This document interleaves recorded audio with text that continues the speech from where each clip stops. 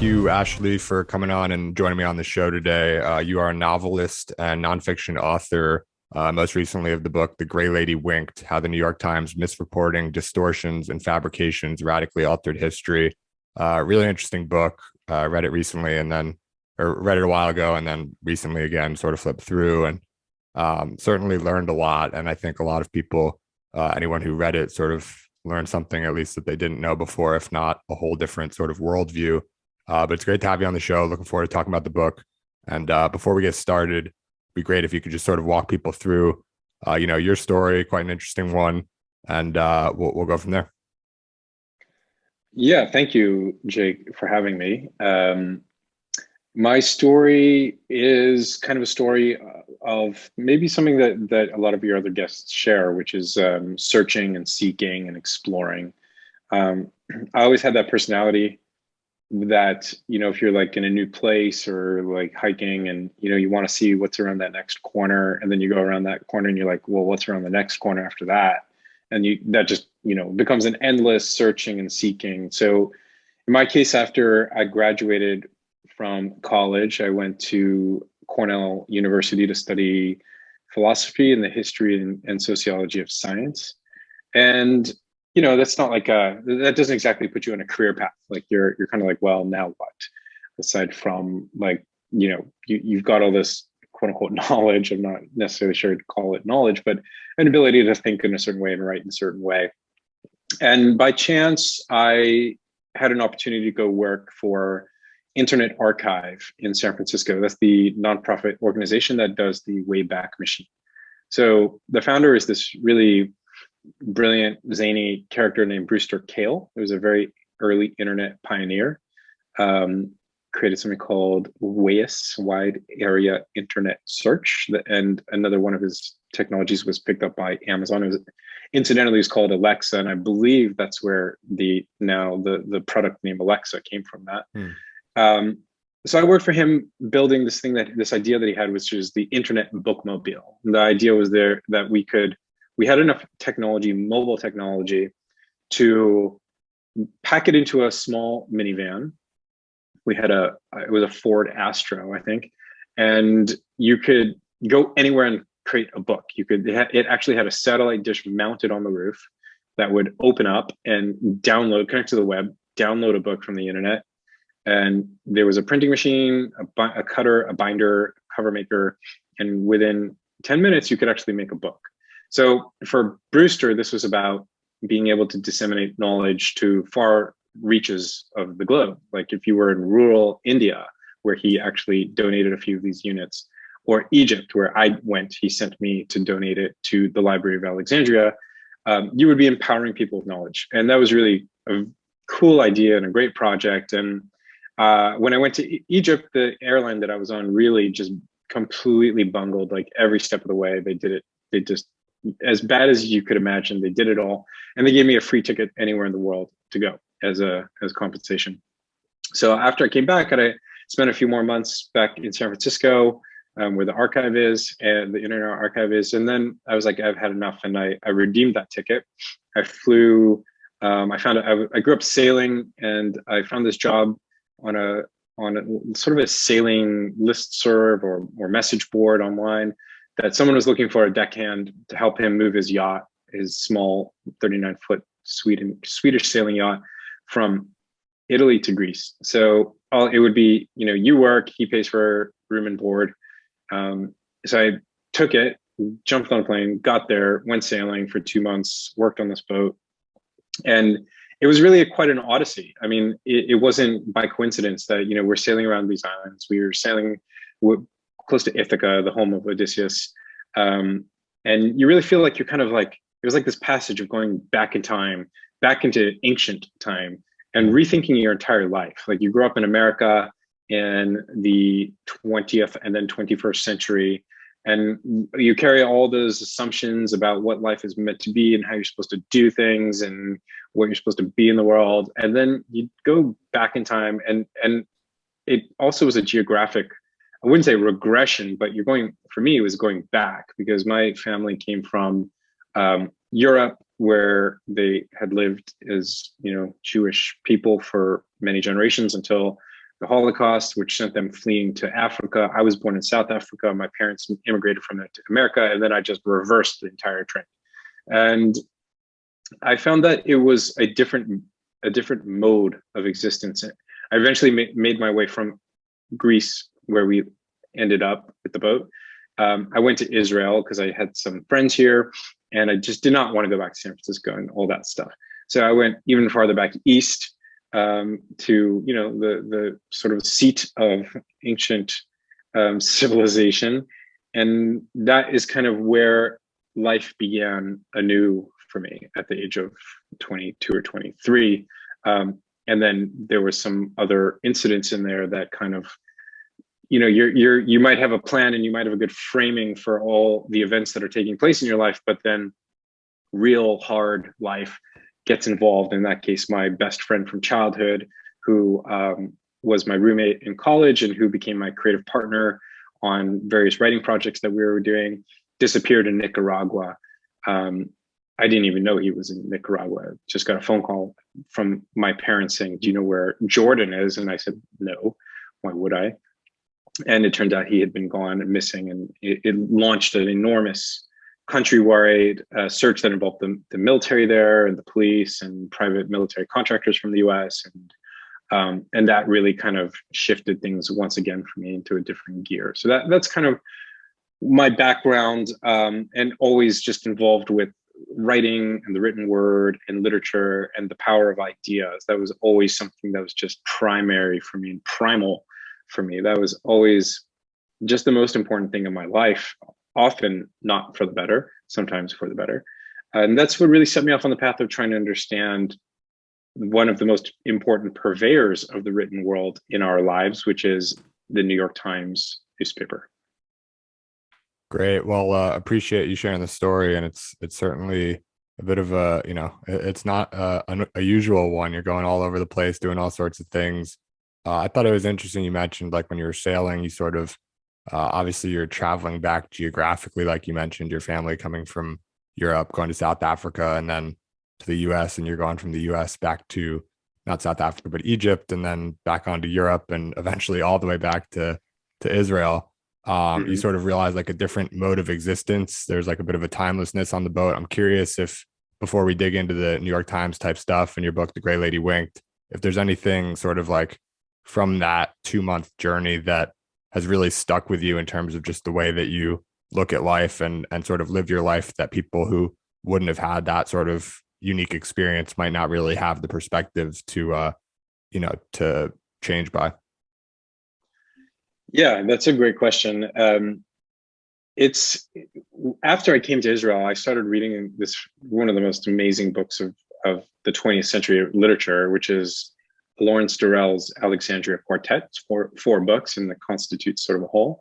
And in that book, one of the main characters is a novelist, and he says at some point, "I do not write for anyone who doesn't ask themselves the question, when does my true life begin? When does my real life begin?" Something along those lines. And I read that after I went on the boat. But when I was on the boat, almost from the first day of sailing, where the skipper was this really great Swedish former AT&T executive who kind of checked out at age 49, he retired early, wanted to be done with it all and go sailing. He put me on helm straight away. He was very confident in my ability, way more confident than he had any reason to be. And I got on helm. I'm sailing this beautiful boat in wherever it was, Sardinia, off the coast of Sardinia. Beautiful day, beautiful weather, great wind. And I just felt that feeling before I ever read that sentence by Lawrence Durrell. I felt that feeling that my real life had actually begun, that I had lived something like a shadow life. I mean, even though I was really young, but it felt that my whole life, I felt that I wasn't really in the right place. I wasn't doing the right thing quite. I was still making my way to the starting line. And when I got on that boat and started sailing that first day, I really felt that I had found my true life. And that's a feeling that would come and go. Sometimes you feel like, oh, now I've lost the path. But I think that's kind of a part of it, to say, you might feel in your life as if this is not really you. and this is not really yours. And I'm not sure if you do feel that, I'm not sure it ever goes away completely, but I do think that you can say to yourself, let's explore, let's go find where that true life might lie, what's around the next bend. And you kind of put your finger on another element of that, which is that, great in story structure, we sort of all, familiar with this idea of Joseph Campbell, the hero with 1,000 faces, and this common structure of myth. And in all great myths and all great stories, you have this passage from the ordinary to the extraordinary world, and frequently that's across water. That the hero takes a journey across water, and if you start to think about some of the great movies or stories you love, you'll kind of pick up on that. And in that case, there really was a timelessness, as you said, on that boat, because if you're sailing for long periods of time, you're not really doing anything most of the time. You're just sitting there. There's not much to do. Like every once in a while, something exciting happens, or there's dolphins, or there's a crazy wind, and you got to like scramble and do something. But most of the time, you're just sitting there. And when you're sitting there in the setting of ancient Greece, and you're really looking at this stillness of time in that place, there's something ahistorical in a way about ancient Greece in particular, because unlike Rome, or unlike the story of Judaism or the Jewish people, which are very historically rooted, and either in the Roman case for conquest, or in the Jewish case to escape conquest, ancient Greece kind of had that flatness in its feel and the aspect, which is why I think people ended up loving it in those kind of classical scholars of the 19th century, even the 18th century, and the Enlightenment. So you have that space and that time to really stop and be still in your own life in a setting like that. And it doesn't have to be Greece, of course. I'm sure there's lots of other places that are like that wherever you are in the world. But if you're able to find that place of stillness, it becomes like a fulcrum that you can occupy the fulcrum. So you're not swinging back and forth on the pendulum of your life, but you're in a point of stillness. And that, I think, gave me an important time and an important expansiveness to think, okay, what do I really want? And even if I wasn't quite thinking that consciously, because I'm not sure I was, I think there was something about it that gave me at least a moment for that subconscious element of your life to rise to the surface more than it usually does. Yeah, it's a really interesting response, and definitely resonates with me personally, especially sort of the approaching the starting line sort of aspect. I think you used like a few different terms and words to get at that thing that's sort of hard to describe. But I certainly, for my own experience, like I took a gap year after my freshman year of school in college. And like you said, it's like hard to say whether you sort of knew it at the time or it was subconscious and you sort of, applied it later or whatever. But like, I definitely feel that at that time, like that was sort of the beginning of a new life in a sense, and like sort of like a waking up. And you hear people talk about these things, and like sometimes it sounds to me like, even having experienced something of the like, it sounds like a little corny or cheesy or whatever. But like I think it has a lot to do for me, and maybe this is true for you as well, given what you did was an extremely sort of like different thing to do. Like, I don't think you knew anyone else probably who went and took a job as a deckhand traveling from, Italy to Greece or whatever it was at that time. And at the time, I didn't know anyone else who had sort of like dropped out of school to try to start a business. And so just doing that something different, I think there's something like in and of that itself that makes you feel like you're doing something that's just sort of like truer to what you're supposed to be doing, rather than following a given path that's already been established by thousands or, however many people before you. So I think that's a super interesting take. And I'm looking forward to listening to it back. And I'm glad people got to hear it from you before we dig into maybe a little less inspiring topics, but something that nonetheless is important to hear, which is the subject of your book, The Gray Lady Winked.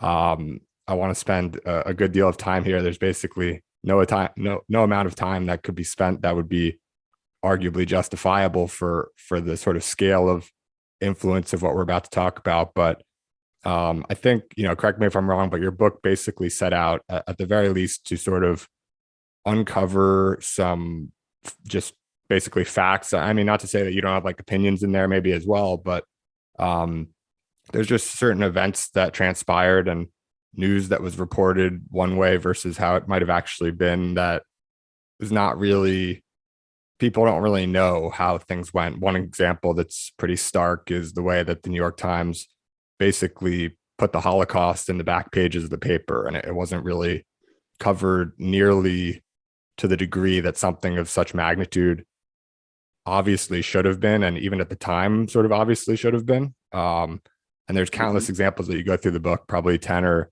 a dozen different sort of major moments in history that the Times got really wrong, whether it was sort of intentionally for one reason or another, or sort of just really bad mistakes. And I want to dig into some of those with you. But before we sort of get into the examples and whatnot, I've heard you describe, like, why hasn't a book like this come out before, right? Like something that's sort of takes an investigative look at the investigative paper. And I think you said, basically people in media, they want to work for the Times, right? Like that's sort of like the gold standards, like the Goldman Sachs of finance or whatever.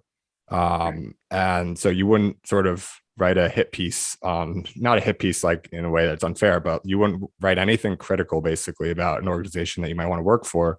And people outside of the industry, they just, they're first of all, they're probably not writers. And second of all, they probably just don't know that much or care that much. But you did, like, you sort of, as this outsider, you were able to take a critical eye, not really have any repercussions to worry about, get it published and out there. Why do you think you were sort of uniquely positioned to take this upon yourself? I think it's really just, it's kind of what you were talking about actually before you introduced the book, which is being willing to go against the grain of whatever it might be. So, you were talking about it in terms of my decision to go to take this job and walk away from this incredibly prestigious NGO where Brewster had made me this great offer to sort of establish he wanted to create like a public domain publisher, and he wanted me to run it. And I was 23, and you've got this like huge figure from tech and the world of digital archiving, making this offer, and you're supposed to say yes. You're not supposed to say no. And I said, no. I didn't think about it. I said no in the meeting.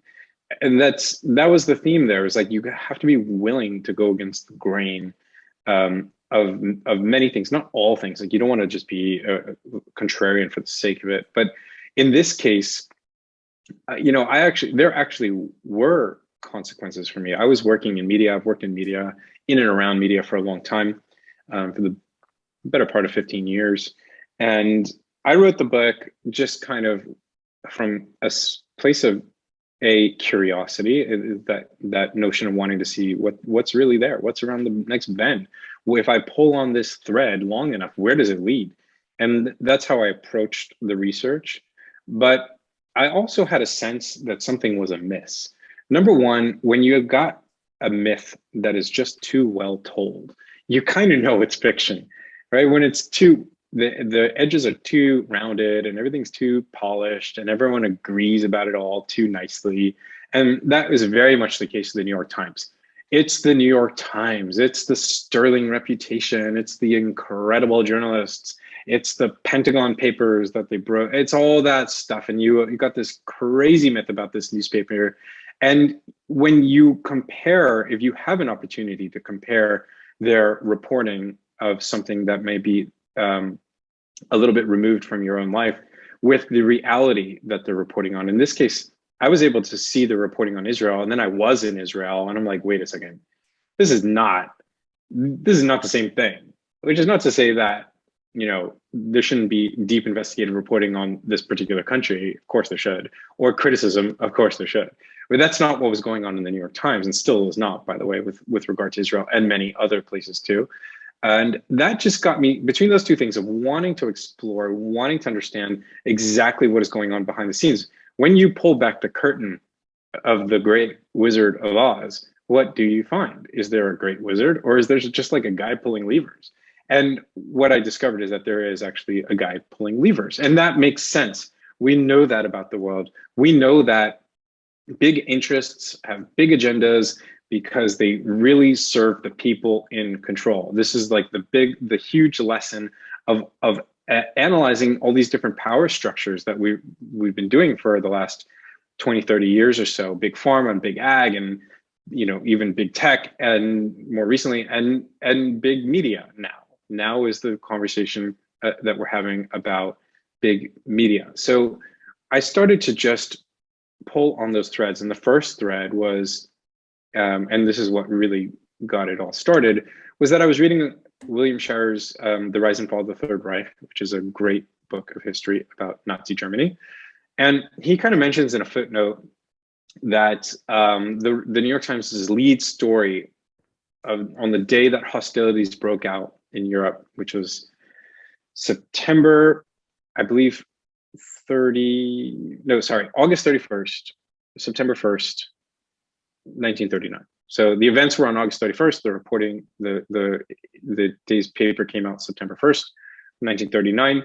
The lead story, that means the story in the far most right-hand column of the newspaper on the front page, was a claim that hostilities had begun, a reprint of Hitler's famous speech to the Reichstag, and the claim sort of tucked in there that Poland had invaded Germany and that the Nazis were just retaliating and defending their territory. And that's one of those like record screeching moments where you're like, what? Well, okay, hold on. We know, of course, it's like we all compare. If you want to really compare someone bad, you compare them to the Nazis, right? These were the actual Nazis. And it wasn't that was a secret anymore in 1939. Everyone knew what they were doing. It was very clear from the Olympics, from the pogroms in the streets of Berlin, from initial reports about widespread persecution leading to a genocide of Jews. And we also really knew, or the world knew, a lot about Nazi propaganda. That was not new to the world, and certainly not to journalists. They knew better. And yet you've got the New York Times reprinting this claim. And you think to yourself, how is that even possible? And what I learned through that investigation, through diving and through looking around every next bend, was that the Berlin bureau chief for the New York Times, who was a man named Guido Inderis, who arguably was the most powerful journalist in Europe, American journalist at least, or American employed journalist in Europe at that time. He was a Nazi sympathizer. He was known by other journalists to sympathize with Nazis. He acted on those sympathies, which made him an active collaborator. And this was to the extent that the German brass, the Nazi propaganda machine, would have his reporting read aloud on German radio broadcasts unedited. They didn't even need to change it. So this was all going on in the Berlin bureau. And back home at the same time, as you mentioned before, the Times was burying the Holocaust. That was the phrase, the title of a book by Laurel Leff, who is a scholar on the topic, called Buried by the Times. It's how the New York Times covered up the Holocaust in real time. As the events were unfolding, they made conscious editorial decisions to obscure, obfuscate, downplay, do whatever it took to make sure that was not a lead story. It was not a major piece of coverage for the most important newspaper, American newspaper of that period. And that, again, was astounding to discover. And again, it led me to look around that next bend, in this case, to say, why? Why would they do that? It makes no sense. Yeah. So, I mean, when you first wrote this, I understand it was quite a while ago, and it sort of sat on a shelf for a number of years. I'm not sure exactly when you wrote it, but obviously, just by that sort of preview of the first example of sort of World War II, hiding the Holocaust, misreporting the initiation of what became the war, essentially, that's just one example. The book in totality is pretty non-apologetic, I would say, in terms of its critique of the Times. And and you maybe couldn't, or for whatever reason didn't publish it when you first wrote it, you sort of hinted at how times have changed a little bit. Maybe it's social media, maybe it's a general mistrust of authority. Maybe the two are closely related. But Mm-hmm. 2020, 2021, I think when you ultimately published the book was quite a different time than 2010 or 2011. Um, what did you see sort of change in that period? Did you try to publish it when it first came out and you literally weren't able to, or how did that sort of, I don't know if it was a decade quiet or what it was, but the time that transpired, how did that change your ability to get this get this book out? It was even longer actually. I wrote that. I think I wrote the initial book or the initial draft, which was more or less intact aside from editing and whatever. But I wrote it around, I would say around 2005 or six or something, somewhere around there. And yeah, that's true. I went out because I was sort of had these connections in the media world, so I was able to get to the right people. I was able to get to really big name literary agents and editors and publishers. So in some cases, they would just tell me flat out, I can't publish a book that is critical of the New York Times. And I was in my naivete at the time. I was a bit shocked by that response. I had this view like, well, if it's good and it's true, it'll get out there. But the reality is that the New York Times is by far the most important resource in book marketing. I mean, the New York Times bestseller list is itself the most valuable tool or resource in the world of book marketing. And that's not even to take into account the importance of book reviews by them, of features of authors, profiles. It's endless. And then, of course, there's just the machine, there's the ecosystem. Like no agency wants to be blacklisted. No one wants to have that stain on them for some guy shouting into the wind about the New York Times.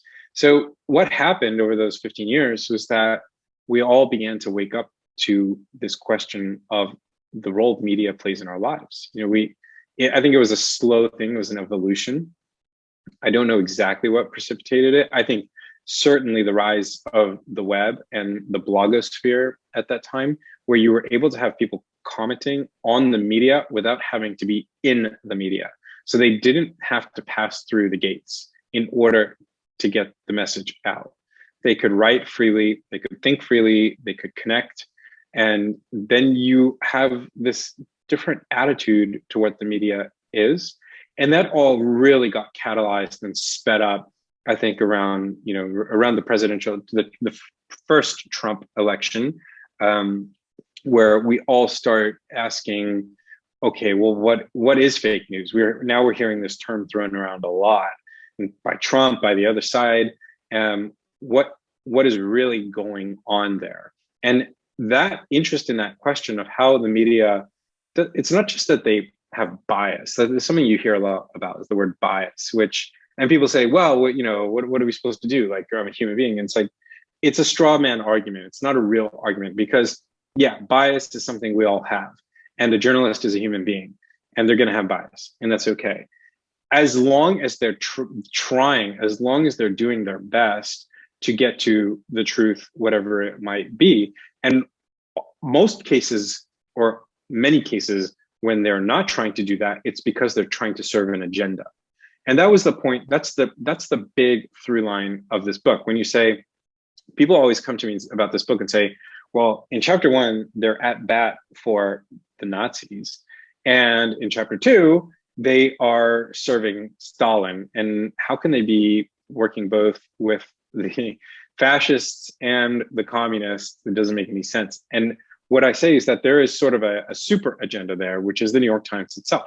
The New York Times as a business, the New York Times as this tremendously powerful force in the world that doesn't just deliver news, but shapes our reality, determines our reality.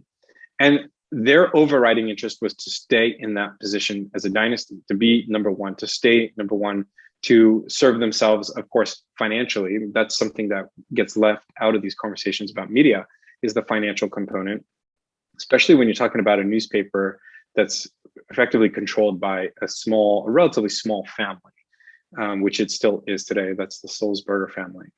So that was the through line that I started to look at. And that is the exact reason why people were not really interested in publishing that book back then, because the New York Times' agenda was so powerful and it was so tied into the publishing and media ecosystem. Really, they sit at the center of it, or at least they did, that it wasn't worth anybody's while.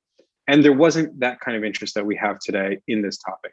When you fast forward to 2021, last year when this book came out, it's really a completely different environment.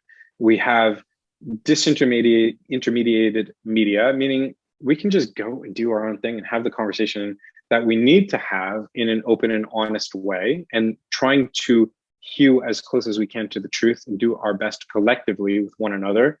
And at the same time, we are all talking about media and its effect on our lives, its effect in shaping our realities, and the incentives that drive it. That's the big question there, is that we've never truly examined the incentives of media the way that we've done with, like I said before, with big pharma, big ag, when it all comes down to the same incentive, money, right? Why did we leave that one component or that one variable out of the equation with regard to media? It's because they convinced us that it wasn't important to them. They convinced us through all the marketing and all the storytelling and all the myth making about journalism that it was all just altruistic, when in fact, obviously it's not. The New York Times, which is not a huge media company, but is a $10 billion media company, I mean, that is a serious chunk of money. And their revenues are around $2 billion a year. Again, serious money. And they have a stock price and shareholders to serve, just like any other big company. It's an interesting point. I think this was something that I certainly wanted to cover, and let's just go right into it because you've sort of led up to it perfectly, is sort of the difference between, I mean, there's a few sort of conflicting things here, I think, which is there's sort of stupidity versus evil. There's incompetency versus just sort of imperfection, which is inevitable, whereas incompetency is sort of, maybe to some degree it's excusable, but if it's intentional or inaccurate, if it's intentionally inaccurate, that's sort of the worst case scenario. And that's what we have in a number of cases here. You mentioned the Nazi sympathizer working for the Times, later covering up hunger in the Ukraine and sympathizing with Stalin and in the Soviet Union. There's many examples of this in your book, which again, encourage people to just pick that up. Supplementary to this conversation, it's going to be very helpful to understand more of these examples, and maybe we'll touch on a few more. But a question that I have is, like, the incentives in media, to your last point, just seem that they're just messed up, and I don't know how exactly to fix them, but it seems, so the company is driving towards its bottom line, right? The New York Times. And I think the New York Times in this regard, at least, is pretty well representative of most, if not all, media and news organizations. And that's that they have to, at the end of the day, that they have, like, literally a fiduciary duty to make money for their shareholders and everything. And so if you look at the way that system works, to make money, what do you need? I think everyone sort of knows by now, like, you need attention, you need engagement. And how do you get attention and how do you get engagement? I think basically this might be an oversimplification, but you need to sort of tell people things that they sort of already agree with. And maybe even worse than that, that's sort of bad in and of itself. You're just, like, appeasing people rather than telling the truth. And then secondarily to that, you have to sort of make people angry, more or less. That just is more engaging than something that's, like, super passive and they just don't really care about. And so you have these media organizations like the Times, maybe first and foremost, that are basically trying to appease the people in a way, and then also trying to sort of make them angry. And that's not, like, that's a bad combination, right? And so I wonder, like, given the incentives are so messed up, how much blame goes to the individual within that system versus the system itself? And, like, there's obviously terrible cases throughout the history of the Times of individuals who are pretty clearly on the wrong side of history, intentionally so. A number of them called out in your book, but there's a whole host of others, the majority of the people working there who may or may not be that. They may just sort of be, not to say that they're like totally off the hook, but they're a part of a system that's really, really messed up. And we may have to sort of, take like the Times sort of losing its influence, the next paper or media outlet with the same sort of incentive structure. Maybe it's clicks instead of papers bought now, but they might just arise and we might have like the same issues. Do you think about sort of a resolution of the system itself and a fixing of the system itself versus sort of a, blaming of the individuals? How do you think about like that differentiation, I guess? Yeah, it's a really important issue because at the end of the day, I think the vast majority of journalists are hardworking, trying to do their best. Many of them are, they are by definition a part of that institution, and the institution works for them, and they work for the institution in many senses, meaning they serve it, it serves them, and other interests get sidelined naturally. I sort of, as you're hinting at, I wouldn't necessarily pin that on them. I do think they're probably doing their best. It can go really askew, like when Judy Miller and weapons of mass destruction in Iraq, the New York Times was, pushing this notion that there had been weapons of mass destruction in Iraq, not because they disliked Saddam Hussein, but because that's a story. There are weapons, or there were weapons, there were WMDs in Iraq, is a story. It's not just a story, it's the story of that at least few year period. And the story that there are no or were no WMDs in Iraq is not a story. It's boring. It's not, there's no energy in it. There's just nothing there. It's nothing. It's a negative. So that's part of the incentive structure, which, in media, there's that saying, if it bleeds, it leads. So what gets thrust into the front page is the bloody, or another phrase is that man bites dog, right? Dog bites man, not an interesting story. Man bites dog, whoa, now we've got something interesting. The problem with man bites dog is that it's by definition not representative of reality.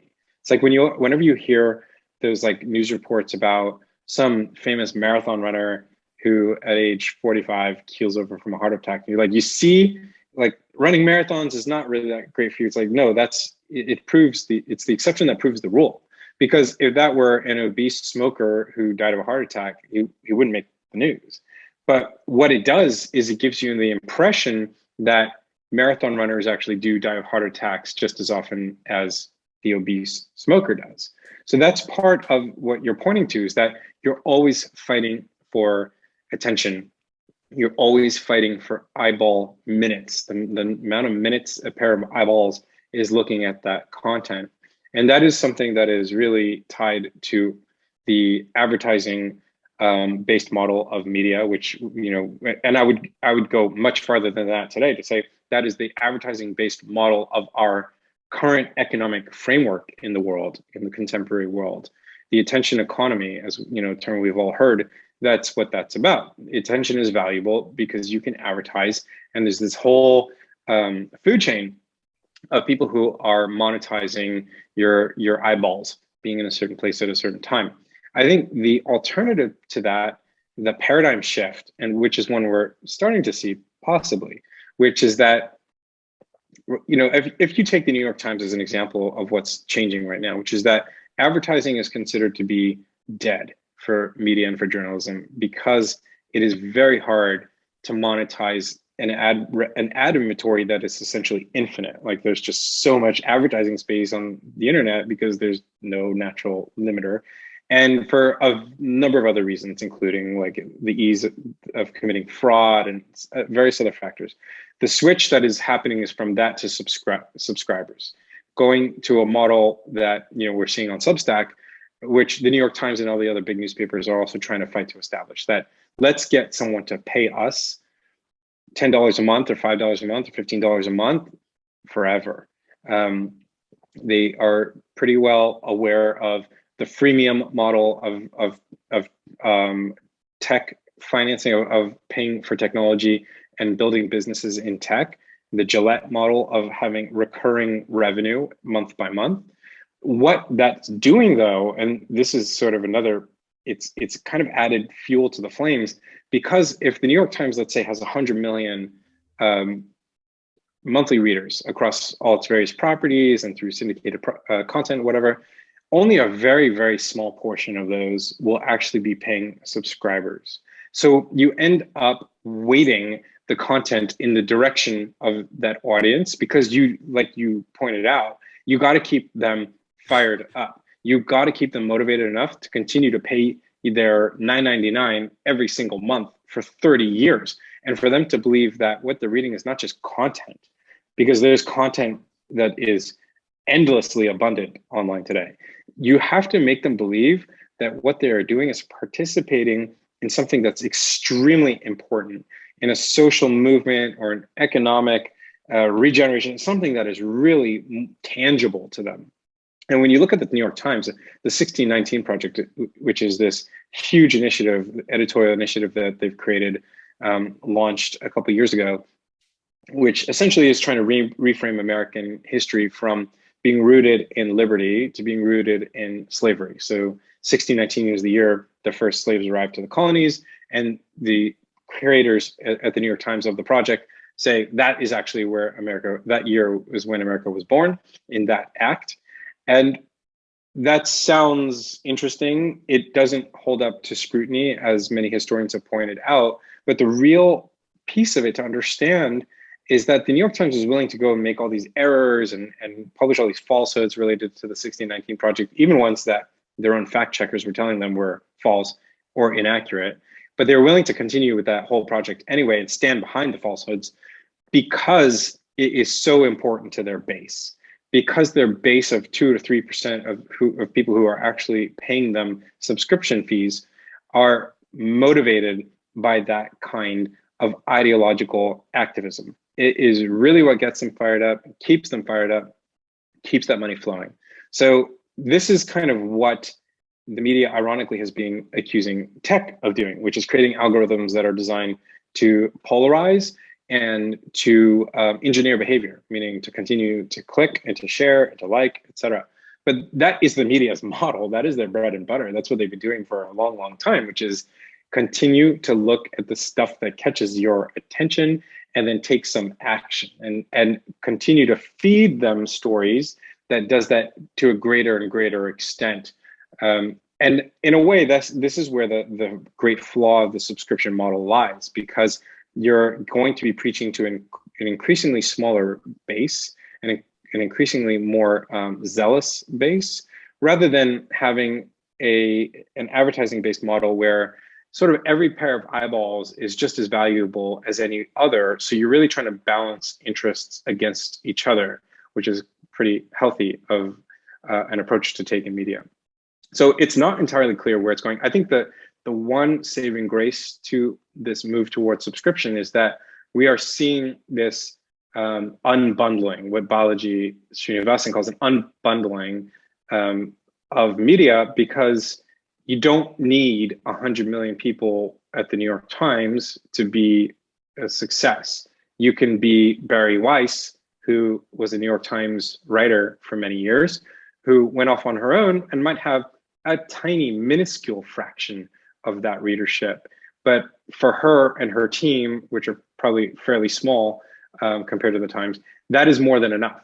So she doesn't need to serve some sort of shareholder structure. She doesn't have a fiduciary responsibility to a third party. There's no private equity behind her operation, as far as I know. So she's able to rely on her own ethical and journalistic judgments to guide editorial without having that outside influence. And I think that is the very encouraging model that we're seeing emerge today. Yeah, it's a very interesting take, because I think a lot of people, myself included, think of sort of the historical business model of the media and this new sort of subscription model that's becoming more and more prevalent by the day. And we sort of assume that the subscription model, it might not be perfect, but seems like it should be better. Um, I think in sort of your point about, more and more niche audiences, which may be sort of, some of them might be balanced or closer to the middle or whatever, but it just sort of creates room for, the less you have to appease a larger population, the more sort of extreme the group can get. And then if you're trying to appease that group to maintain your subscriptions, that could sort of be bad. And so I hadn't really thought of that sort of counter, which I think is interesting. But then to your other point, there are certainly some benefits, or at least seems to be certainly some benefits of the subscription model versus advertising. One of which is that you just sort of have this unbundled landscape where the New York Times outsized influence can be broken up a bit, and you might have problematic individual contributors or small teams or whatever, but at least it's not one sort of overruling organization that's influencing all the rest of media and just sort of driving the narrative far too much, versus sort of, their truth, quote Exactly. unquote, is not any more valid, and as we've seen in many cases is far less valid than probably an average reporter could do if they didn't have all these incentives in place and people to please and stock prices to worry about and things like that. Yeah, that's right. That's sort of a meta analysis when you zoom out again one order of magnitude further, and you see that what this might do is have a flattening effect on media. So you don't have this really hierarchical vertical structure at which the New York Times is the very pinnacle. So what the effect there is that if there are errors, they don't have that outsized impact that the New York Times' errors had. So that was when I wrote The Gray Lady Winked, my standard for including something or not including something was whether it really changed history in some substantive way. And the Berlin stuff, the Nazi stuff, obviously did. And the New York Times' cover up of Stalin's genocide against the Ukrainian people in the 1930s obviously also had that kind of impact. And that is because it was so hierarchical, it was so vertical. And today we're seeing, a number of these small walled media gardens pop up. So you can have someone who's like just reporting on economic policy on their Substack, and someone who's reporting on inside baseball of the entertainment industry on theirs. And that kind of keeps things a little bit separate. So when there is a contamination, it doesn't contaminate the entire system. It doesn't spread to 100 million people or whatever the number is for a New York Times readership. It maybe just affects small people in their niche, and maybe even is countered because maybe there is another Substack or a small news site that is covering roughly the same area that can say, wait a second, this is not true. So now you've got at least two narratives to consider and not just one. And I think that's really the benefit of this on a sort of meta level.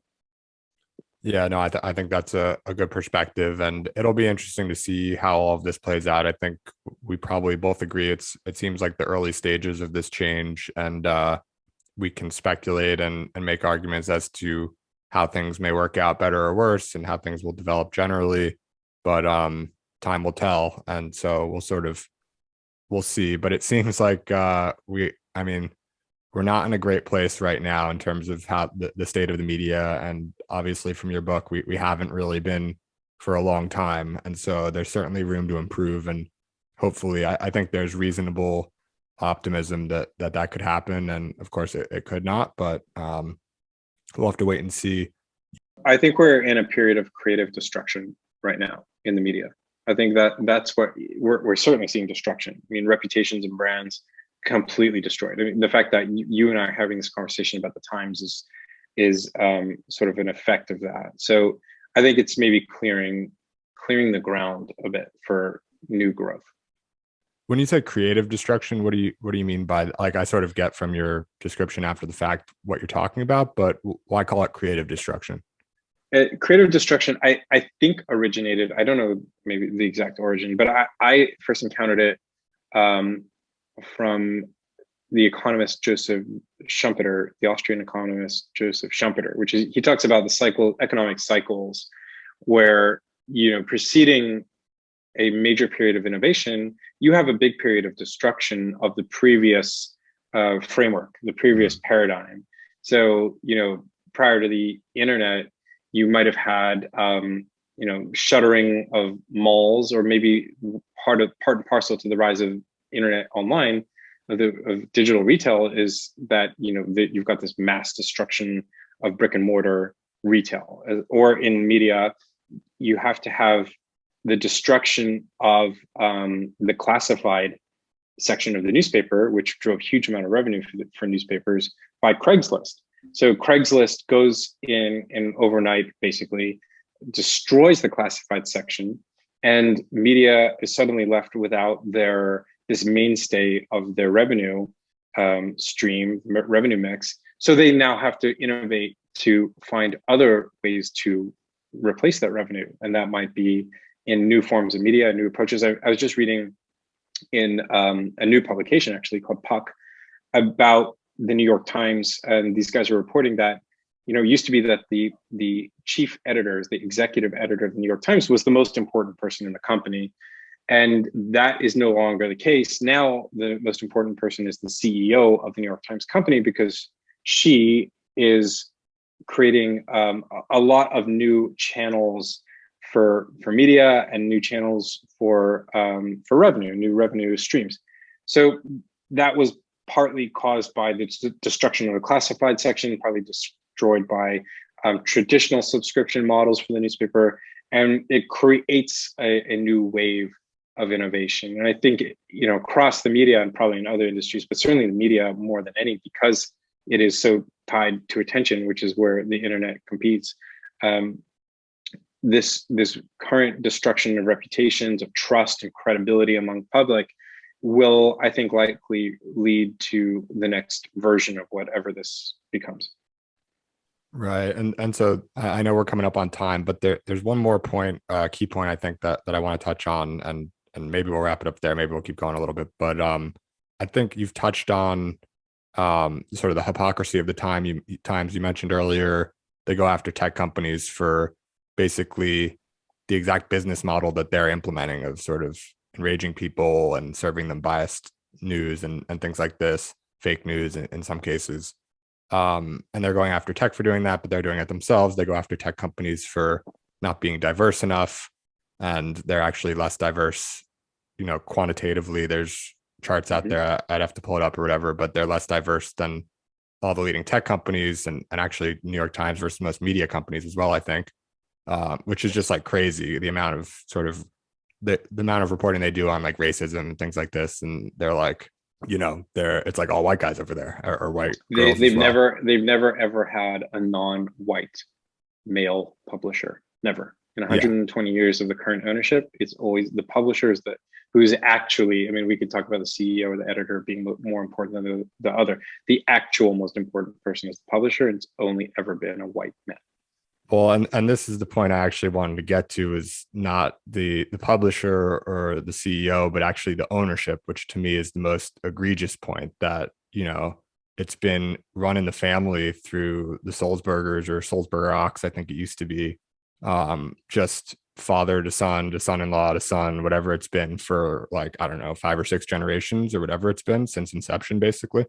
And that's not something like, we don't have that elsewhere. Like, and that's obvious, that's, I think, worse than, like, just inheriting an institution is worse than any sort of, you'd rather have, I think, like, a lack of diversity amongst leadership over time than literally just the same string of line of family. That seems more problematic. That's like the types of things that ancient empires did, right?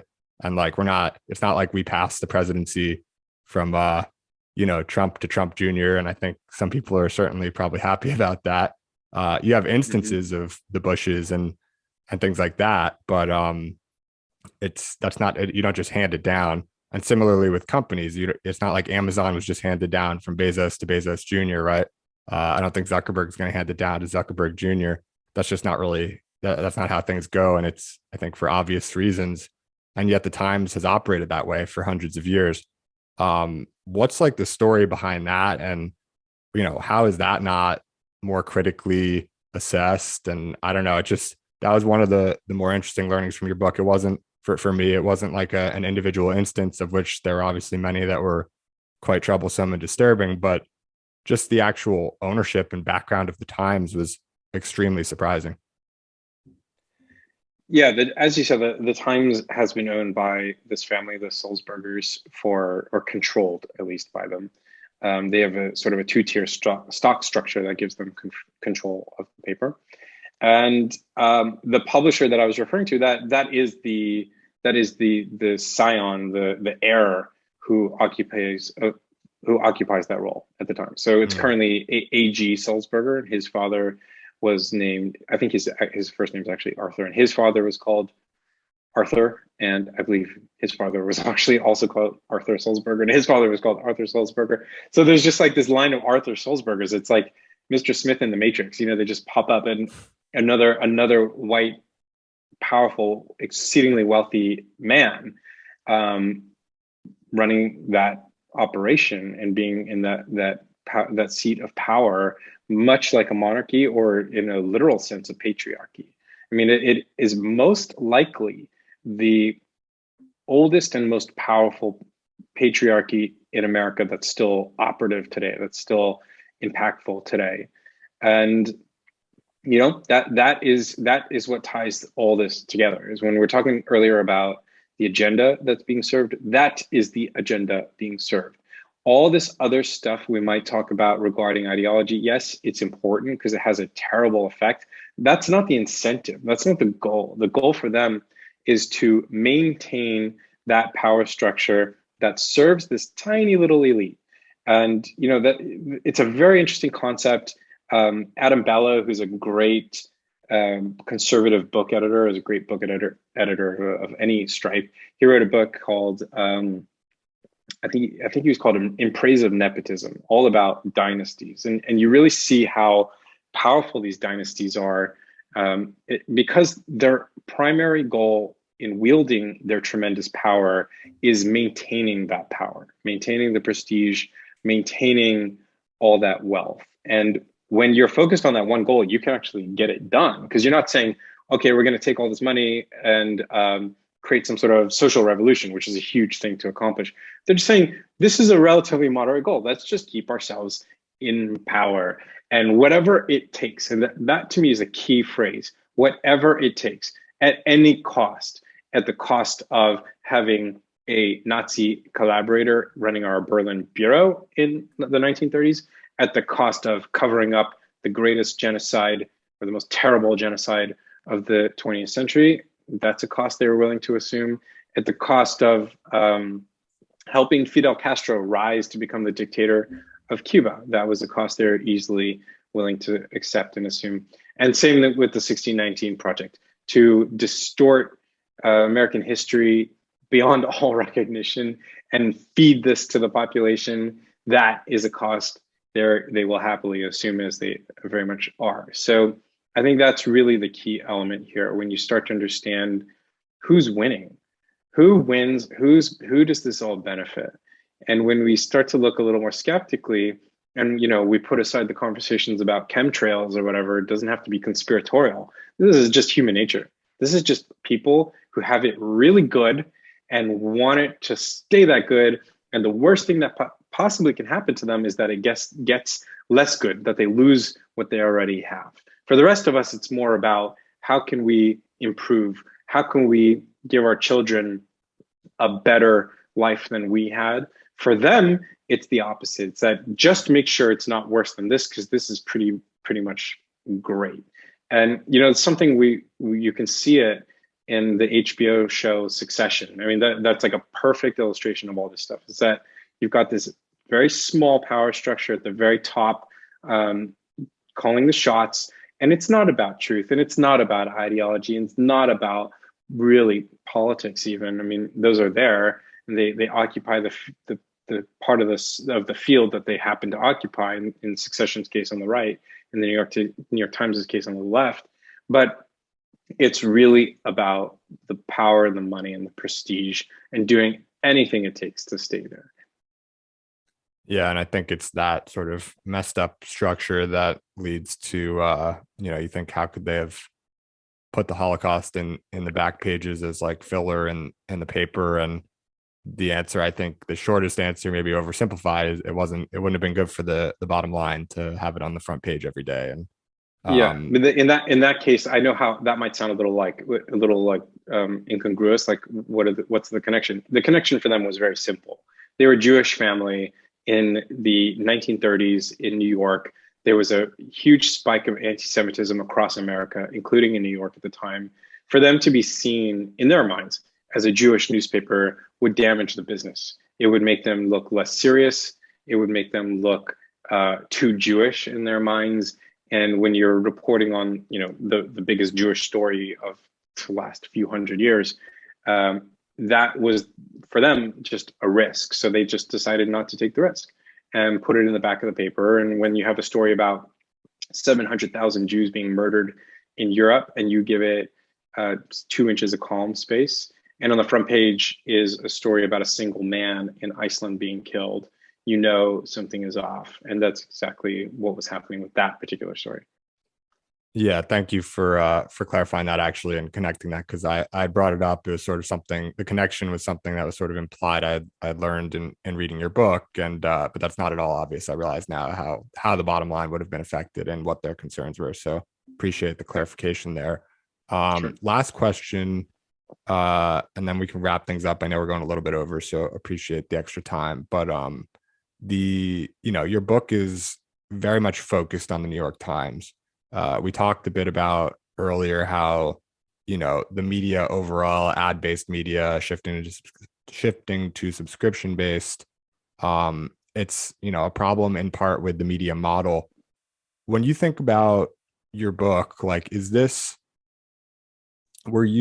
guess I'm trying to think of how best to say this. Like, were you going after, the Times? I'm not using that in a negative way. I'm like, were you critiquing the Sure. Times individually, or were you for the sake of critiquing the Times, or do you think of it more as critiquing the Times as like, this is the poster child and obviously the most influential and arguably maybe the worst even of this much, much larger landscape of all of the media and all of the news organizations in aggregate, which may vary in how good or bad they are, and all these various aspects. But is this more of a singular case for you, or is this sort of one case study into the larger issue of what's wrong with media? And I guess, you didn't go after like the Washington Post or CNN or Fox News. You went after the Times. It makes sense. They're the most influential. Are they also the worst? And are they sort of worth, individually? Are they individually like sort of bad enough to be removed from the rest of the landscape, or are they sort of representative of the landscape? How do you think about that? It's both.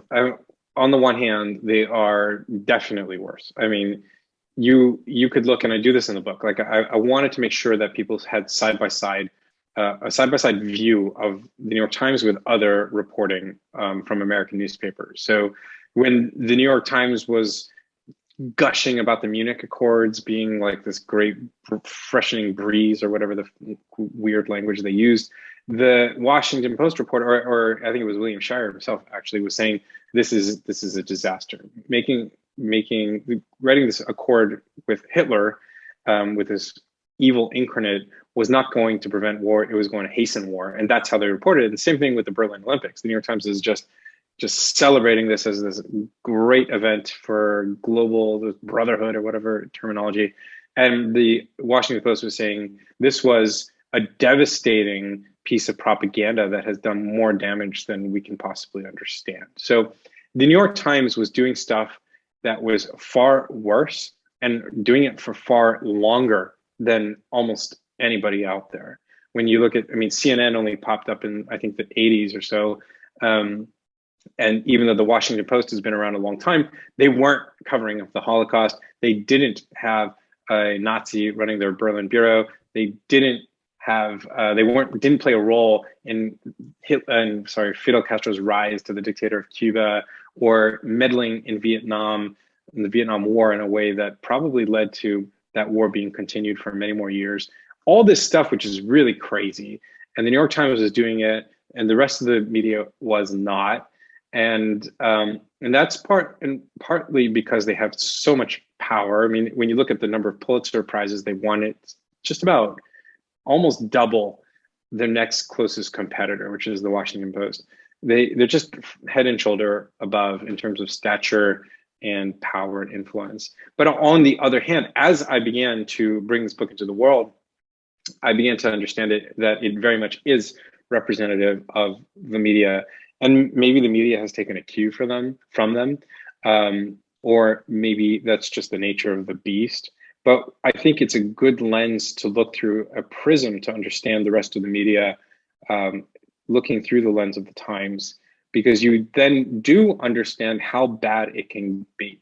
And then you are able to say, okay, what are the incentives and how do these power structures work and how are they applied in other cases, in cases of the Post, the Washington Post, or CNN or Fox News, or whatever, you take your pick and you can look through that lens.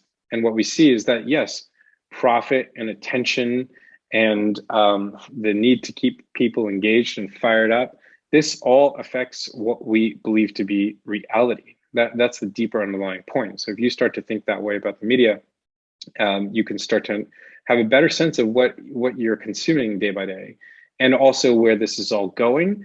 And lastly, you can have a better sense of what you can do about it. So people always ask me, what can we, is there anything that we as individual people, as regular Joes can do here? And I say, of course, you can understand what's happening, and then you can go and search for the topics and subjects that matter to you and find the sources that pass the smell test for you. And learn to be, we've got this notion of a citizen journalist, which is like someone who just kind of goes out and does a bit of reporting on their own. But there's something of like the equivalent of a citizen news consumer. Like you're consuming news responsibly by doing so actively and not passively. And I think if we all start doing that, the media will actually be forced to change. Yeah, I think that's a good place to close. I know me myself, I've been trying to, certainly since reading your book, I've taken a more critical look at, I think, media overall, not just the Times. I never had really, I'm not necessarily the normal case, but I'd never really paid too much attention to the Times specifically, although obviously their impact sort of ripples throughout all other media, but have taken certainly a more critical eye. And even recently with what's going on in Russia, Ukraine, as we're recording this, I found myself like I'm looking to Twitter lists almost first and foremost, curated Right. by people, granted, that I don't know, and therefore like I can't really trust. However, I sort of do my social diligence and also just try to do sort of like take a reasonable look at some of what they post and find a good list or whatever. So I have like one or two of those, and then I look at the headline on CNN and what they're reporting, and then I look at Reuters and what they're reporting. Reuters I found to be a little bit more international. I don't know if that's true or not, but they seem decent to me. And then I think more important, and then I'll look at like Fox as well for like, something that's more clearly towards the right in the US, and just sort of compare all these different things. If I was doing a better job, I'd probably look at international sources as well. Maybe news out of Ukraine, news out of Russia, news out of China, news out of India. I haven't been that invested in what's going on. For me, it's like pretty taxing to spend all day on all of this, but it's hard to get good news. And I think the first thing you can do is at least give people the context to take a more critical eye to what they read, to put a little less trust into everything they see from quote unquote, trusted institution. And just, maybe that results in a little bit better of a worldview. And I think it's maybe a bit idealistic, but maybe a bit more of a balanced and reasonable worldview, and less extreme in a lot of ways. But anyway, I want to sort of be respectful of your time, and we'll sort of wrap things up.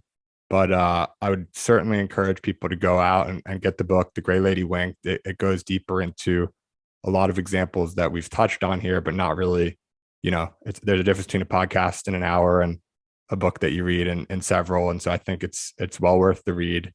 Ashley, if you have any last words, first of all, thank you again for coming on. and sharing your perspective and knowledge on all of this. But if you have any sort of last parting words you want to leave the audience with, or just send people to, whether it's your website or where they can buy the book or Twitter or the like, thanks again for coming on, and looking forward to keeping the conversation going.